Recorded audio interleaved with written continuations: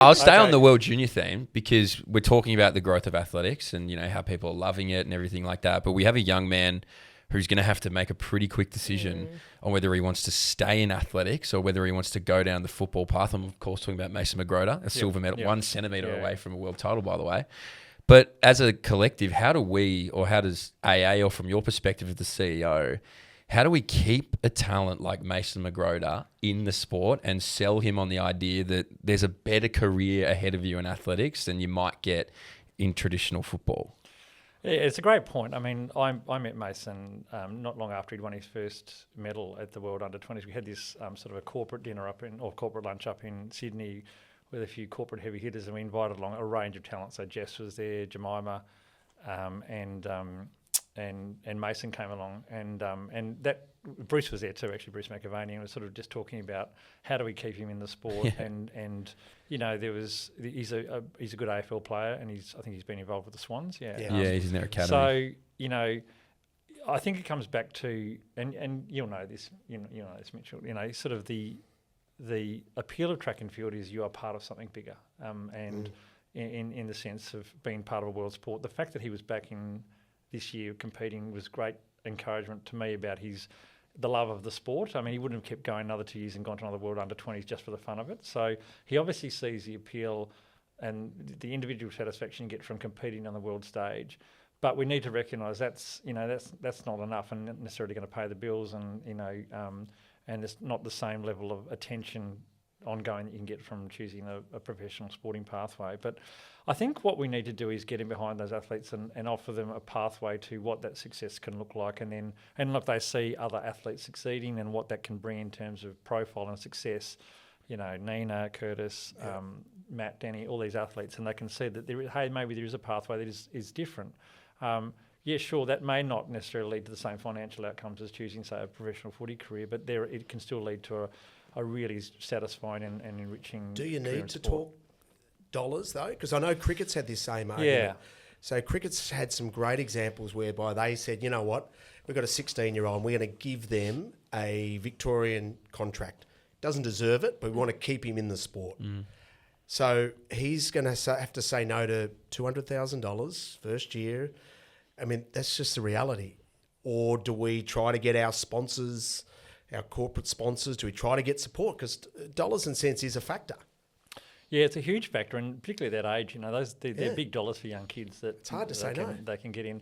I mean, I think you've got to be careful about. There are equity issues about offering some kids who may have an AFL pathway option versus others who may be equally talented, and ultimately, if that's the thing that is going to drive their decision to stay in the sport, you've got to ask, well, what's the motivation here, right, about getting involved? And I'm not suggesting that, or naive to the fact that athletes have got to make a career out of it and earn some coin, but you've got to balance that against there's capacity issues. But we are doing, I think, a lot better as a sport at trying to invest in our young talent through the NAS program, the National Athlete, the categorisation program, to get those athletes in. Say, we're going to get in behind you and support you. And then, we're trying to do a lot more with the athletes to try and help them to improve their commercial reach. But, we've got some work to do. But, it's one of the challenges of the sport and, competing against those other sports. But I think we've got to leverage off some of the things that the sport can offer, that international dimension. Obviously, the home games, huge attraction. Yeah, and that couldn't come at a better time, could it? And also other things, For one thing, you're not going to get concussed in long jump. And look, parents are much more aware of these things, and that those contact sports have to deal with those sorts of issues. So our sport has a lot to offer, but of course we'd like to see more athletes earning more money so that they can stay in the sport for longer. And good mentors, Morgan get alongside him, and Curtis Marshall. Curtis, I mean, go and look at her Instagram. Yeah. It looks a bloody good life. Yeah. And Curtis Marshall's travelling around the world. He's at Mondo's wedding. He's standing next to Yannick Sinner. All of that international stuff. Yeah. You can't. That's what the AFL boys crave. Yeah. That is so we've got to sell that. You want me to sit down? Yeah.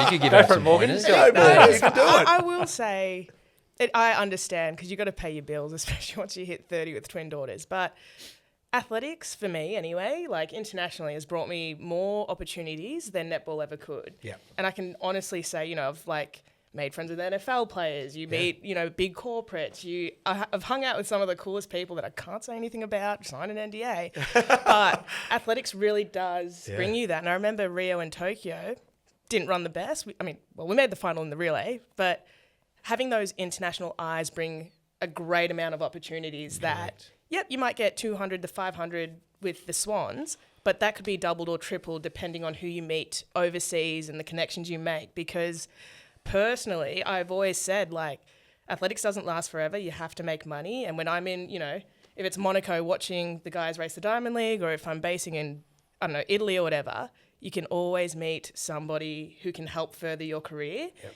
And that's what I'm trying to tell a few of my mates now is, like, meet them, shake their hands, ask them questions, invite yourself to dinner. Like, we lose races. Getting rejected is the easiest thing ever. You get used to it after a while. But the amount of people you meet, is just insane. And I guess a lot of young athletes wouldn't know this about me because, again, 1900s is when I was born. The opportunities are endless. I've done Netflix, MTV. It's really, really cool. So I do say, he's still young though, right? Oh, yeah. He's a World Juniors. Yeah. Mate. 18, 17? He's 18. Oh, I was still playing netball when I went to World Juniors. Like, he'll be fine. I feel like he could do the Jake King and start when he's 27 if you wanted. Yeah. Well, he can start footy then, but we don't want that's him what I to mean. leave. That's what I mean. back. He can start footy later. You got to come back to what he jumped 796, I think. Yeah. So you get into the eights, and we saw in Glasgow, I think 8:10 or 8:11 won it. So he's 14, 15 centimetres off a gold medal at the Com Games as a building block to. You start getting up in the eights, and you can do that regularly. Then you're suddenly in the as you say, the top 10, top 12 in the world, and then from there you can grow. So, he's he's shown that growth. So one of the unfortunate things about our under 20 teams is not enough of them do step up to that next level, as we know. We took a big team away, and historically, I think something like 20-30% end up going on to senior national teams, and that's got to be the goal. Like, under 20s is a great stepping stone, but it's not the end point for career. So he's there, right? Like, in terms of, he's not far from really stepping up into seniors. So hopefully that ambition and that we'll do that, and we'll get him behind him and support him and those other athletes. All very talented. Trivia question: the 4 medalists at World Juniors, what did they have in common? The 4 individual medalists. They'd been at a World Juniors before. All 4 of them had been at the previous There we World go. Juniors. Yep. They were talented enough to be there Again. even as real youngsters. Wow. So unbelievably talented, all 4 And a of few them. medalists. And some of them went upgraded. back-to-back Did not know that. medals. There you go. That's a good. Oh, Yeah.